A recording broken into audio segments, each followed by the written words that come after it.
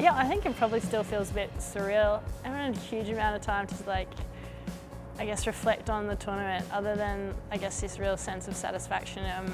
Not just with the final, but I thought the way that we played throughout the whole competition, we didn't have a bad game, or we didn't have a blimp where it was sort of like we had to readjust what we were doing. I think the way that we were able to execute our style of play the whole way through, and the performances across the board from every player was just awesome. So yeah, it was a really special tournament, probably the most special one I've been a part of, and yeah, to ultimately win at Pack Lords against England was really cool. Yeah, it was really special. We spent a fair bit of time at Lords the evening after the game, and we had a huge group of family and friends and partners there with us, and then we also spent a little bit of time on the ground before we left Lords, just as a team, and that was really amazing that the staff let us go back out there and just sit on the pitch. And then I think from that point on, once the bus left the ground and headed back to the hotel, it was probably a choose your own adventure as to how wild you wanted to take it.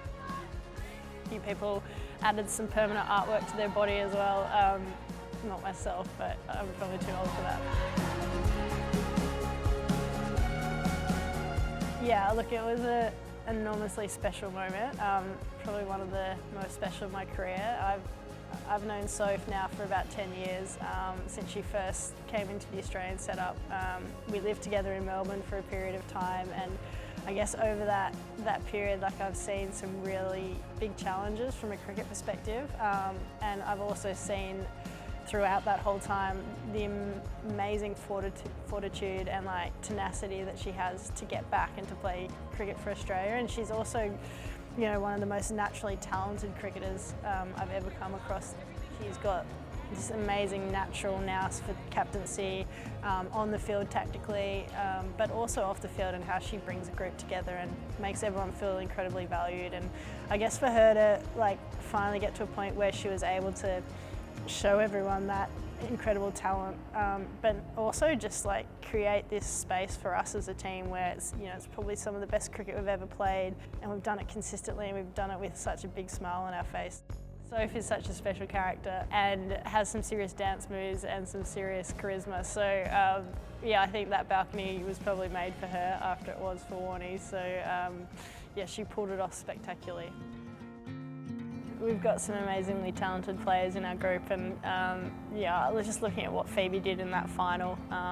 She had a bit of a disrupted campaign with a quad injury, and then she just came out in the final and played this phenomenal innings that only she's capable of, and I just added so much entertainment to the game. And Volley's just been so incredible since she's come into our T20 side, and the one-day side and the test side. She's just like a duck to water. I'm sure that's the start of a long and successful career for both of them. It's nice to see that level of excitement for sure.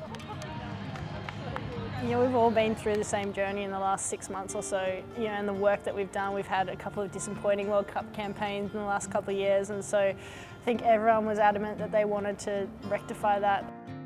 I think when you've got people doing that, regardless of what role you're playing, you're just as important. So yeah, those guys are amazing. It was a real honour to get to play that final and to be out there with the girls. So yeah, I had a wonderful tournament. In terms of experiences, it was just super cool and nice to be there at the end.